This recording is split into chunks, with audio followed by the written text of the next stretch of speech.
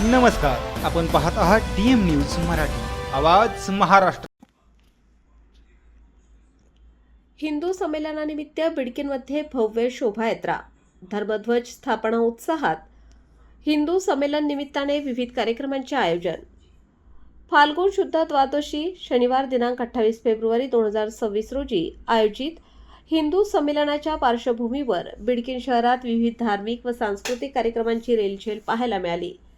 गुरुवार दिनांक 26 फेब्रुवारी रोजी भव्य शोभायात्रा, धर्मध्वज स्थापना, भूमिपूजन रॅलीचे आयोजन करण्यात आले होते।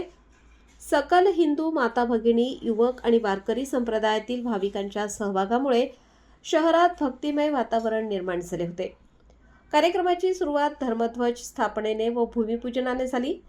हरिभक्त परायण अमोल महाराज भवर, श्रीरामजी पांडे, अनिल गवळी, दिवाकर कुलकर्णी, केशव लांडगे, ॲडव्होकेट राजेंद्र गोरडे, अध्यक्ष विजय शेजूळ, संतोष मोदी, गणेश काळे, शिवप्रसाद औटी, बबन आप्पा काळे, लहू अण्णा कांतपणे, मनोज तोंडे, ज्ञानेश्वर औटी यांच्या प्रमुख उपस्थितीत हा सोहळा संपन्न झाला।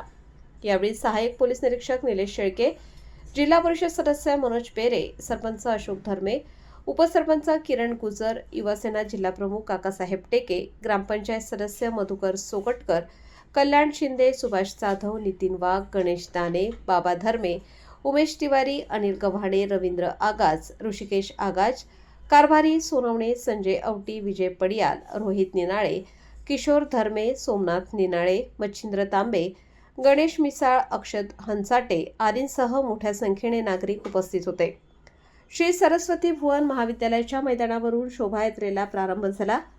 मारवाडी गल्ली, सोनार गल्ली, कोकण वेस, मारुती मंदिर तसेच छत्रपती शिवाजी महाराज पुतळा या मार्गाने मिरवणूक काढण्यात आली।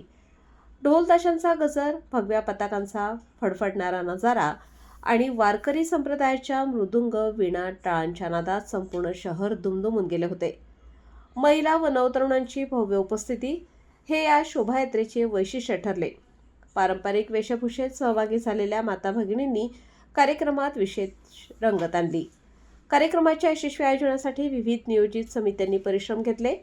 दिनांक 28 रोजी सायंकाळी ठीक 6 वाजता होणाऱ्या मुख्य हिंदू संमेलनासाठी सर्व हिंदू बांधवांनी मोठ्या संख्येने उपस्थित राहावे असे आवाहन आयोजकांच्या वतीने करण्यात आले आहे।